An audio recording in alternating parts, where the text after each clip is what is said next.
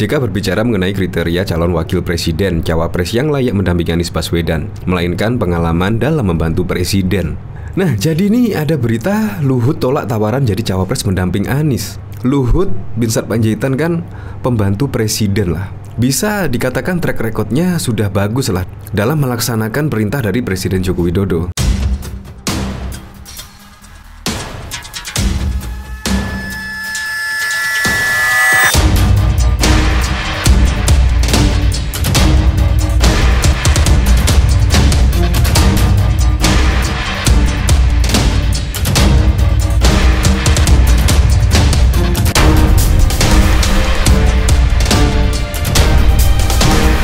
Sebelum menyaksikan video ini, pastikan bosku jangan lupa subscribe. Karena subscribe itu gratis plus bonus tonton video terbaru setiap harinya. Jangan lupa ya. Menurut saya manuver yang mengejutkan lah dari seorang Yusuf Kalla, yaitu sudah menjadi wakil presiden di 2 periode ya. Yang pertama pada era kepemimpinan Presiden Susilo Bambang Yudhoyono, dan yang kedua di kepemimpinan Presiden Joko Widodo. Ini bahkan menyarankan Anies Baswedan jika menyarankan Anies pilih cawapres bukan karena populer. Contohnya Ma'ruf Amin. Nah, dari sini, jika berbicara mengenai kriteria calon wakil presiden, cawapres yang layak mendampingi Anies Baswedan, jika menilai sosok cawapres tak mesti dilihat dari popularitasnya, melainkan pengalaman dalam membantu presiden. Wakil itu pertama dinilai bukan dari popularitas, tapi dinilai bagaimana dia berpengalaman membantu presiden. Nah, yang berpengalaman membantu presiden kan ya Yusuf Kalla sendiri. Masa Yusuf Kalla kan tidak boleh sudah 2 periode ya. Saya jadi ingat kemarin itu ada berita, yaitu beritanya seperti ini.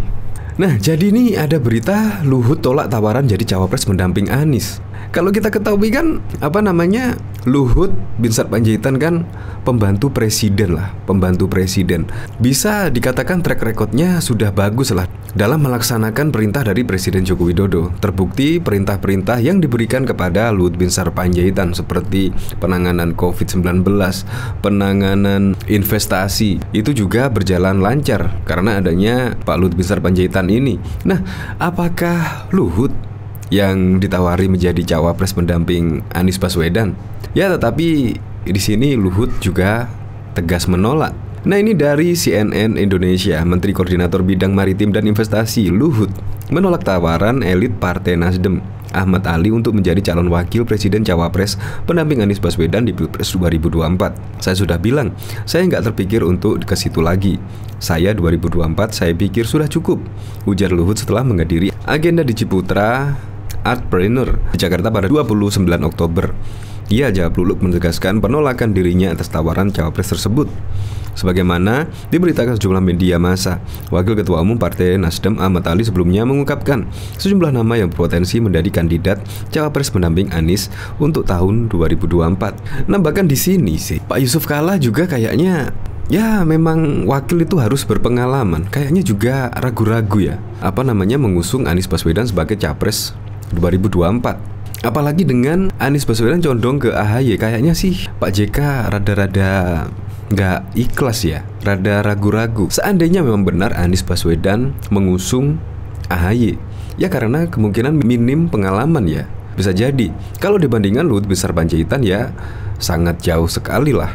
Nah, bahkan di sini mantan wakil Yusuf Kalla ada sejumlah kriteria calon pemimpin yang pantas dipilih sebagai presiden pada pemilu 2024. Menurut dia salah satu tolak ukur yang penting yakni sosok tersebut harus berpengalaman. Pengalaman Anies Baswedan, Anda tahu sendirilah. Karena tanpa pengalaman juga nanti susah, kata Kalla dalam keterangan tertulisnya.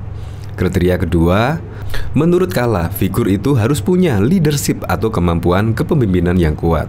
Nah, menurut Anda kira-kira Anies Baswedan ada di situ enggak ya? Ketiga, memiliki tingkat kecerdasan dan kemampuan intelektual yang cukup baik. Keempat, sosok tersebut hendaknya punya rekam jejak atau track record yang baik. Nah, dari keempat kriteria yang layak memimpin Indonesia ke depan, yaitu memimpin lebih dari 270 juta jiwa. Kriteria keempat ini harus ada. Nah, kira-kira kriteria tersebut lebih ke Anies, Ganjar Pranowo, atau Prabowo Subianto? Anda bisa menilainya sendirilah. Dan menurut Kalla, sosok pemimpin harus bisa membawa Indonesia menjadi lebih maju dan juga adil. Saat ditanya soal figur yang mendekati kriterianya, Kala enggan menyebutkan.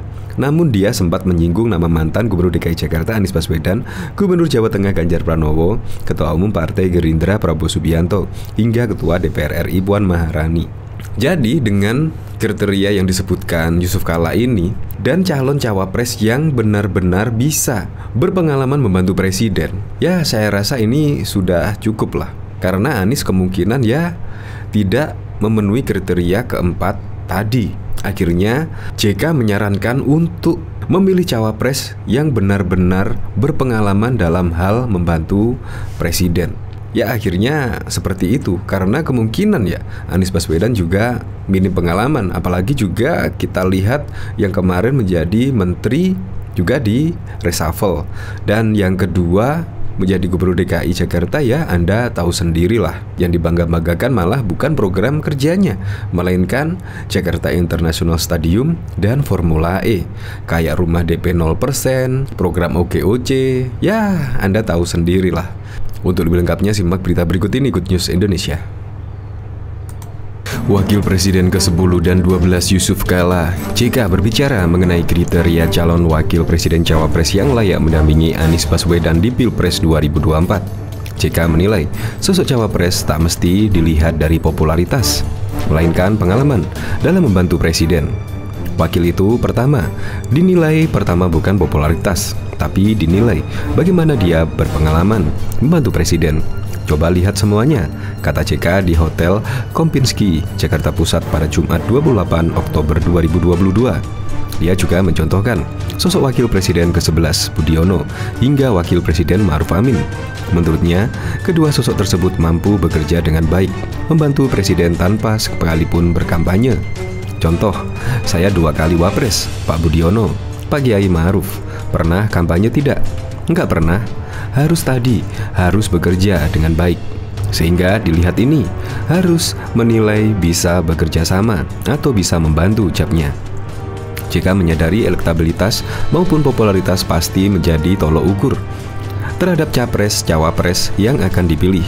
Namun dia meyakini masyarakat akan menilai apakah sosok itu bisa bekerja dengan baik atau sebaliknya. Tentu kalau dalam pemilu ya, tapi orang elektabilitas dilihat dari apa yang dikerjakannya sekarang. Itu harus, tapi orang akan menilai dia sanggup bekerja tidak, ujarnya. JK juga angkat bicara mengenai 2 sosok politikus yang santer dibicarakan sebagai cawapres Anies, yaitu Agus Harimurti Yudhoyono, AHY, dan Ahmad Hermawan Aher. Menurut JK, kedua sosok itu mumpuni. Semua baik, berarti koalisi, kata Anies singguhnya. Sebelumnya Anies Baswedan berbicara mengenai figur cawapres yang akan mendampinginya pada 2024. Seperti diketahui, 2 nama yang santer dibicarakan oleh AHY dan Aher. Lantas bagaimana respon Anies? Masih panjang, kata Anies saat ditemui di Kempinski, Jakarta Pusat pada Jumat 28 Oktober. Anies enggan berbicara lebih lanjut mengenai sosok cawapres untuk 2024 mendatang. Menurutnya, jalannya masih panjang dalam menentukan pilihan. Ex-Gubernur DKI Jakarta itu mengaku dirinya belum melakukan kampanye ke daerah-daerah untuk persiapan Pilpres mendatang. Menurutnya, yang dilakukan saat ini hanyalah bertemu dengan sejumlah pihak. Baru bertemu orang-orang aja, ujarnya. Anies juga menyebut bahwa deklarasi koalisi perubahan yang terdiri dari Nasdem, Demokrat, dan PKS segera diumumkan kalau sudah matang, tuturnya. Bahkan menanggapi hal tersebut, Ketua Badan Pemenangan Pemilu Bapilu Partai Demokrat Andi Arief menanggapi pernyataan mantan Wakil Presiden Yusuf Kala alias JK soal pencarian cawapres bagi Anies Baswedan. Sebelumnya JK juga mengatakan pencarian wakil bukan semata-mata dinilai dari popularitasnya, melainkan pengalaman membantu presiden. Andi menjelaskan, pernyataan JK bisa menjadi salah satu opsi dalam menentukan pendamping Anies. Kendati demikian, ia menilai cawapres hendaknya juga bisa mendongkrak suara capres. Apa yang dikemukakan JK adalah salah satu opsi, tapi kita juga harus hitung dengan matang. Dalam arti bahwa apakah pembantu presiden itu bisa mendongkrak suara? Belum tentu, kata Andi kepada Tempo pada Sabtu 29 Oktober 2022. Pentingnya elektabilitas bagi cawapres menurut Andi bisa dilihat pada pemilihan presiden tahun 2004. Saat itu Partai Demokrat mengusung Susilo Bambang Yudhoyono yang menggandeng Yusuf Kala. Mereka meraih kemenangan atas pasangan Megawati Soekarno Putri, Hashim Muzadi, dan Hamsyah Hasgum Agung Gumelar. Meskipun demikian, elektabilitas cawapres dianggap tak penting bagi Pilpres 2009 saat pasangan SBY Budiono mengalahkan pasangan Yusuf Kala Wiranto dan Megawati Prabowo. Kenapa Budiono menang bersama SBY? Karena waktu itu survei tinggi, Pak SBY sudah 60% sehingga jadi pertimbangan untuk diajak bersama-sama. Nah, wapres itu cukup penting, kata dia. Menurut Andi, tanpa elektabilitas dan popularitas, kemenangan bakal lebih sulit diraih oleh pasangan capres-cawapres. Jadi, elektabilitas dan popularitas itu sangat penting.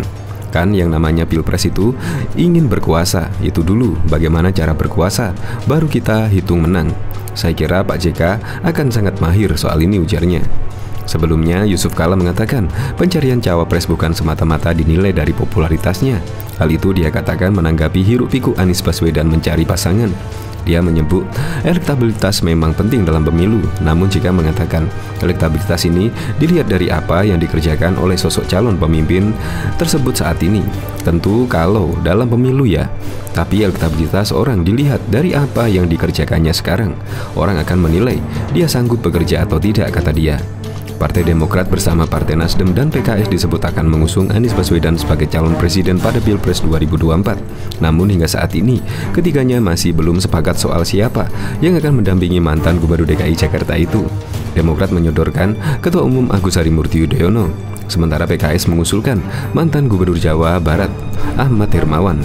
Nasdem justru memilih Anies, memilih tokoh di luar koalisi dari partai tersebut. Bahkan diketahui mantan Wakil Presiden Yusuf Kala menilai ada sejumlah kriteria calon pemimpin yang pantas dipilih sebagai presiden pada pemilu 2024. Menurut dia, salah satu tolok ukur yang penting yakni sosok tersebut harus berpengalaman, karena tanpa pengalaman juga nanti susah, kata Kala dalam keterangan tertulisnya pada Sabtu 29 Oktober. Kriteria kedua, menurut Kala, figur itu harus punya leadership atau kemampuan kepemimpinan yang kuat. Ketiga, memiliki tingkat kecerdasan dan kemampuan intelektual yang cukup baik. Keempat, sosok tersebut hendaknya punya rekam jejak atau track record yang baik. Itu saja dulu 4. Boleh ditambah, tapi tujuan utama kita yang bisa membawa bangsa ini lebih baik, ujarnya.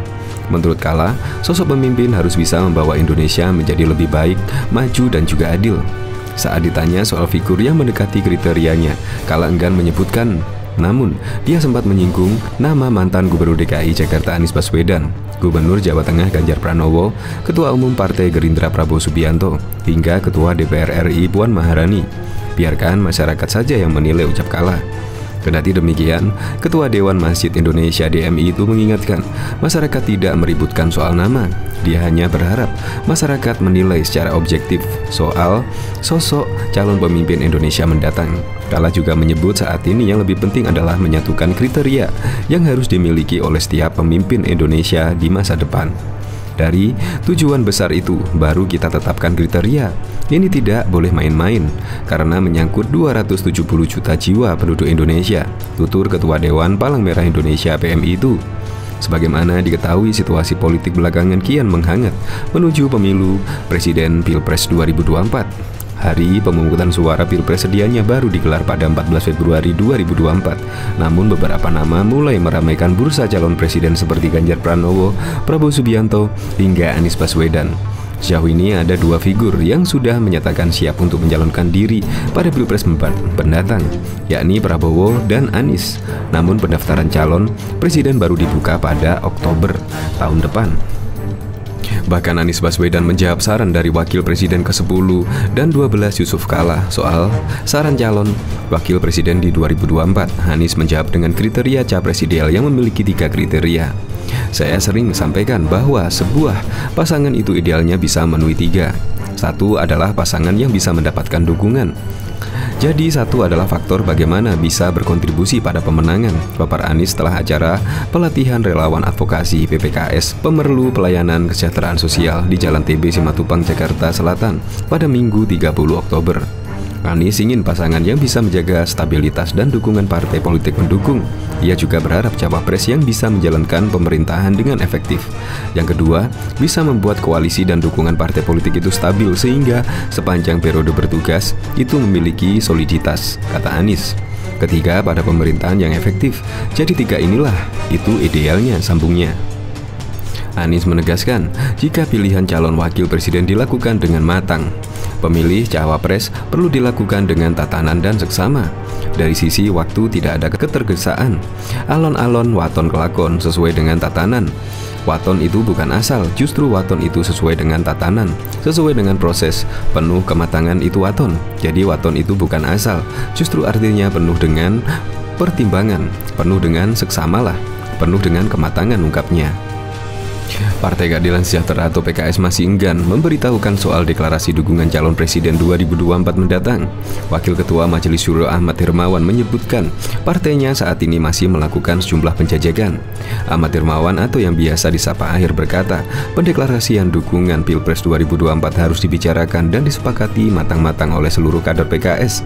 Oleh sebab itu, ia menjelaskan kepastian soal deklarasi nantinya akan ditentukan melalui musyawarah Majelis Syuro. Deklarasi capres kan merupakan sesuatu yang besar dan kita harus sama-sama sepakat dalam majelis tertinggi. Pak Presiden PKS dan pimpinan lainnya selalu mengatakan tunggu musyawarah Majelis Syuro, ujar dia pada Minggu 30 Oktober 2022. Jadi, kata mantan Gubernur Jawa Barat tersebut, PKS tidak akan membicarakan soal deklarasi capres kecuali setelah diadakannya musyawarah Majelis Syuro. Kata Akhir, hal tersebut sebagai bentuk kehati-hatian dalam memilih calon presiden terbaik. Kami tidak mau tergesa-gesa. Mutiara mau dicari ke dalam lumpur pun, kilonya masih akan kelihatan, ujarnya. Kendati demikian, Presiden PKS Ahmad Syahiku sempat menyinggung dukungan partainya untuk Anies Baswedan. Ia juga mengharapkan agar Anies dapat berjodoh dengan Akhir.